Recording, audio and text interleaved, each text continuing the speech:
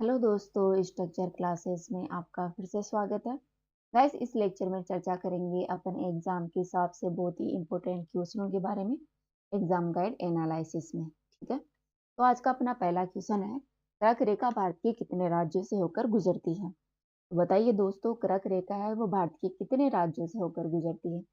कर्क रेखा है गाइस वो भारत के 8 राज्यों से होकर गुजरती है। कितने राज्यों से? 8 राज्यों से गुजरती है। ठीक है, कर्क रेखा के बारे में अपन चर्चा करते हैं। दोस्तों, कर्क रेखा को इंग्लिश में ट्रॉपिक ऑफ कैंसर कहते हैं, जो कि उत्तरी गोलार्ध में भूमध्य रेखा के लगभग 23.5 डिग्री अक्षांश पर स्थित है। ठीक है, ये देखिए आप मैप, यहाँ पर ये 0 डिग्री है विषुवत रेखा कर्क रेखा। इससे यहाँ पर ऊपर की तरफ देखेंगे तो 23.5 डिग्री अक्षांश पर कर्क रेखा स्थित है। ठीक है दोस्तों, ये पश्चिम से पूर्व की ओर खींची गई एक काल्पनिक रेखा है। यह रेखा पृथ्वी पर उन 5 प्रमुख अक्षांश रेखाओं में से एक है जो पृथ्वी पर मानचित्र पर स्थित है। दोस्तों, कर्क रेखा पर सूर्य की दोपहर के समय कर्क रेखा सूर्य सॉरी कहने का मतलब ये है कि सूर्य है वो कर्क रेखा पर लंबवत कब चमकता है, तो वो दोपहर के समय आप देख सकते हैं। कर्क रेखा की स्थिति स्थायी नहीं है, इसमें समय के अनुसार गाइस बदलाव होता रहता है।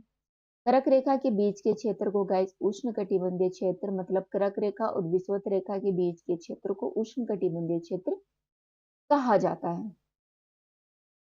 दोस्तों, इसी के समानांतर दक्षिणी गोलार्ध में भी एक रेखा है जिसे मकर रेखा कहते हैं।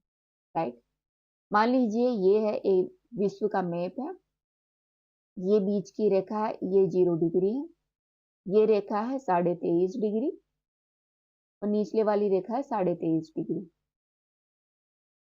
ठीक है, ये है अपनी कर्क रेखा और ये है अपनी मकर रेखा। राइट, दक्षिणी गोलार्ध में है मकर रेखा और उत्तरी गोलार्ध में है अपनी कर्क रेखा। राइट दोस्तों, कर्क रेखा से मकर रेखा के बीच का जो स्थान है वो उष्णकटिबंधीय स्थान कहा जाता है। इस रेखा को कर्क रेखा इसलिए कहा जाता है क्योंकि जून क्रांति के समय सूर्य की स्थिति होती है वो कर्क रेखा पर होती है। ठीक है, वो तो सूर्य की स्थिति है वो मकर रेखा से कर्क रेखा की ओर बढ़ने पर उत्तरायण और कर्क रेखा से वापस मकर रेखा की तरफ आने पर दक्षिणायन कहलाती है। ठीक है, इस प्रकार 6 माह के दौरान ये 2 आयन बनते हैं।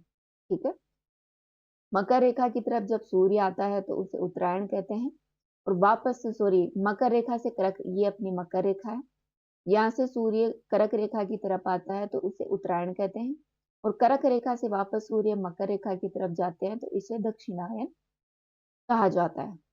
राइट गाइस, कर्क रेखा है वो भारत के 8 राज्यों से होकर गुजरती है। ध्यान रखना, पूछ लिया जाता है पश्चिम टू पूर्व, इनका क्रम देखें तो ये गुजरती है अपने गुजरात, गुजरात, राजस्थान, एमपी, छत्तीसगढ़, झारखंड, वेस्ट बंगाल, त्रिपुरा और मिजोरम। ठीक है, इनसे होकर गुजरती है। ये टोटल 8 राज्य है, पूछ लिया जाता है एग्जाम में ये क्वेश्चन। दोस्तों, भारत में कर्क रेखा है वो गुजरात के जो कच्छ का रण है, कुछ कच्छ का क्षेत्र है, वहां से शुरू होती है और पश्चिम की ओर से बढ़ते हुए ये पूर्व की तरफ मिजोरम का एक शेर क्षेत्र है वहां तक जाती है। कर्क रेखा है वो मध्य प्रदेश का उज्जैन शहर है जो कि महाकाल के लिए बहुत ही ज्यादा प्रसिद्ध है, वहां से होकर गुजरती है। इसके साथ ही गाइस, जयपुर के महाराजा जय सिंह द्वितीय ने 1733 ईस्वी में उज्जैन शहर में दक्षिण की ओर सिप्रापत के दाहिनी तरफ जय सिंहपुर नामक एक स्थान पर प्रेक्षागृह अर्थात वेधशाला का निर्माण करवाया था, जिसे जंतर मंतर महल के नाम से भी जाना जाता है। दोस्तों, ये जंतर मंतर महल है वो खगोलीय शास्त्र के अध्ययन के लिए बहुत ही ज्यादा महत्वपूर्ण है। राइट, झारखंड के 2 जिले जहां से कर्क रेखा गुजरती है, गुमला और रांची से। पश्चिमी बंगाल के 4 क्षेत्रों से कर्क रेखा गुजरती है, पुरुलिया, बारकुंडा, बर्धमान और नदिया क्षेत्र से। वही त्रिपुरा के दक्षिण त्रिपुरा क्षेत्र से गुजरती है। मिजोरम के 3 जिलों से गुजरती है कर्क रेखा, लुंगलेई, तेरछिप और चंपाई। ठीक है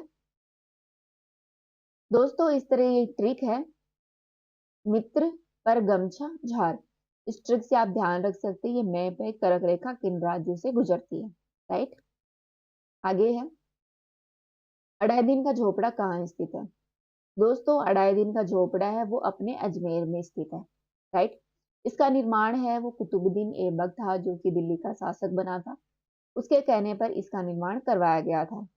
क्या था कि पहले अडाउद्दीन का झोपड़ा गाइस एक विष्णु मंदिर था, वैष्णव मंदिर था, जिसका नाम सरस्वती कंठाभरणा महाविद्यालय था। पूछ लिया जाता है ये नाम कि अडाउद्दीन का झोपड़ा जब वैष्णव मंदिर था उस समय इसका नाम क्या था? इसका नाम है सरस्वती कंठाभरण महाविद्यालय। इसके बाद में क्या हुआ? 1153 ईस्वी में कुतुबुद्दीन ऐबक द्वारा 1193 में इसे मस्जिद में परिवर्तित कर दिया गया। ठीक है, ये अपने अजमेर शहर राजस्थान में स्थित है। दोस्तों, हेरात के अबू बकर नामक एक फारसी वास्तुकार ने इसे डिजाइन किया था। यह बनकर 2.5 दिन में तैयार किया गया था, जिसके कारण इसे 2.5 दिन का झोपड़ा भी कहते हैं। बाद में 1213 ईस्वी में गाइस एक अपना सुल्तान इल्तुतमिश था, इल्तुतमिश ने इसका विस्तार करवाया था। राइट। अगला क्वेश्चन है, आंध्र प्रदेश का प्रमुख नृत्य कौन सा है? तो गाइस यहाँ पर 4 शास्त्रीय नृत्य दे रखे हैं। आपको बताना है कि आंध्र प्रदेश का नृत्य कौन सा है। गाइस, आंध्र प्रदेश का नृत्य है वो कुचिपुड़ी है। कथकली कहाँ का आप बताइए? भारतनाट्यम और मोहिनीअट्टम है ये गाइस तमिलनाडु के अपने शास्त्रीय नृत्य हैं। और कथकली है ये अपने कर्नाटक का शास्त्रीय नृत्य है। अपन यहाँ पर कुचिपुड़ी शास्त्रीय नृत्य के बारे में विस्तार से देखते हैं। दोस्तों, इस नृत्य शैली का नाम है वो आंध्र प्रदेश के एक गांव कुशेलवरपुरम से लिया गया। यह मूल रूप से कलाकारों के एक समूह द्वारा गांव-गांव जाकर प्रस्तुत किया जाता था, जिन्हें कुशेलवास के नाम से जाना जाता था। दोस्तों, यह पृथ्वी के अवयवों का प्रतीकों का प्रस्तुतिकरण करता था। यह 19वीं सदी तक गांव तक ही सीमित रहा, तब जाकर एक बाला सरस्वती तथा रागिनी देवी ने इस शैली को पुनर्जीवित किया। ठीक है, तो 19वीं सदी में बाला सरस्वती और रागिनी देवी 2 कलाकार थे जिन्होंने इस नृत्य को आगे बढ़ाया। गाइस, 17वीं शताब्दी में एक वैष्णव कवि थे सिद्धेंद्र योगी। इन्होंने यक्षगान की कुचिपुड़ी शैली की शुरुआत की थी और भामाकल्पम की रचना की थी। तो पूछ लिया जाए कि कुचिपुड़ी शैली में भामाकल्पम की रचना किसने की थी? तो वो की थी सिद्धेंद्र योगी ने। दोस्तों, उन्होंने अपनी रचनाएं प्रस्तुत करने के लिए कुचिपुड़ी गांव के युवा ब्राह्मण जो लड़के थे उनको इसके लिए ट्रेनिंग भी दी थी, ताकि वो कुचिपुड़ी डांस है वो सीख सके। ठीक है। 1675 में अब्दुल हसन तानाशाह, जो कि गोलकुंडा के नवाब थे, इन्होंने ब्राह्मण परिवारों को अग्रहारम नामक गांव है दिया था, ताकि कुचिपुड़ी डांस को आगे बढ़ावा दिया जा सके। फिर 20वीं सदी के मध्य तक यह नृत्य विशिष्ट एक शास्त्रीय शैली के रूप में उभरा। इस तरह कुचिपुड़ी नृत्य के 2 पार्ट है, एक तो पारंपरिक संगीत नाट्य नाटिका और एक है एकल नृत्य। राइट।